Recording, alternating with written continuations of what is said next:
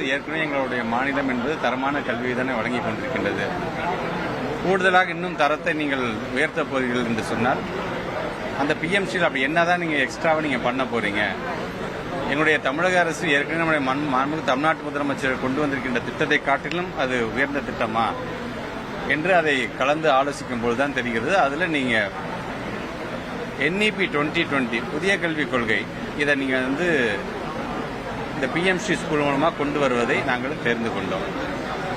அதில் குறிப்பாக பார்த்தீங்கன்னா அந்த மும்மொழி கொள்கை சார்ந்து இருக்கின்ற ஒரு சரத்து, அதே போன்று 3ஆம் வகுப்பு 5ஆம் வகுப்பு 8ஆம் வகுப்பை சார்ந்திருக்கின்ற மாணவர்களுக்கான பொது தேர்வு போன்ற ஒரு முறையை கொண்டு வருவது, ஒகேஷனல் குரூப் 6ஆம் வகுப்பிலிருந்தே கொண்டு வருவது என்பது டிராப் அவுட்டுக்கு நீங்கள் அதிகப்படியான வழிவகை செய்வது போல இருந்ததுனால் நாங்கள் சொன்னால் நாங்கள் ஏற்கனவே டிராப் அவுட்டில் நாங்கள் மினிமைஸ் பண்ணி இன்னைக்கு ஒட்டுமொத்தமாக இந்தியாவிலே டிராப் அவுட் இல்லாத ஒரு மாநிலமாக நாங்கள் ஆக்கிக்கிட்டே இருக்கோம். நாங்கள் குறிப்பாக ஆட்சி மாற்றம் ஏற்பட்ட பொழுது கிட்டத்தட்ட 16% இருந்ததை 5% கீழ் கொண்டு வர வேண்டும் இடைநிற்றலை என்று சொல்லி இன்னைக்கு அதை நம்ம கொண்டு வந்துட்டோம்.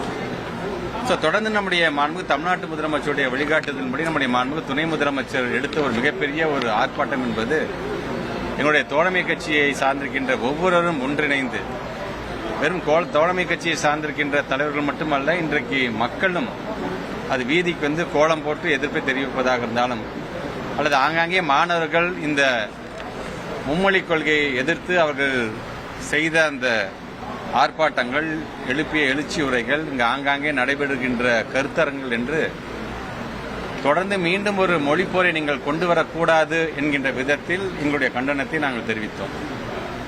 இன்றைக்கு நம்முடைய மாண்புமிகு ஒன்றியத்தினுடைய கல்வி அமைச்சர் அதற்கென்று ஒரு தனியாக ஒரு கடிதத்தை எழுதியிருக்கிறார்.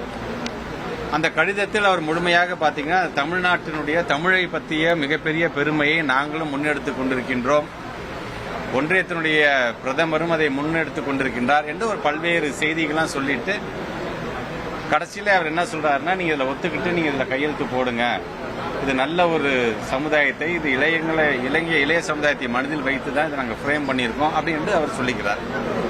இளைய சமுதாயத்தை மனசில் வச்சு நீங்கள் உள்ளபடியே நீங்கள் இது மாதிரியான செய்தியை செய்ய வேண்டும் என்று சொன்னால் அதற்கென்று நீங்கள் தனியாக கண்டிஷன்ஸ் போடக்கூடாது. இதை நீ ஒத்துக்கிட்டு நீ கையெழுத்து போட்டு அப்புறம் பார்த்துக்கலாம், ஒன்றும் பிரச்சனை இல்லை, உட்காந்து பேசிக்கலாங்கிற மாதிரியான ஒரு வார்த்தையை அதில் சொல்லும் பொழுது, அப்போ நாங்கள் சொல்றதை நீங்கள் கேளுங்க. நாங்கள் இது வரைக்கும் ஏதாச்சும் ப்ரூவ் பண்ணாமல் இருக்கிறோமா?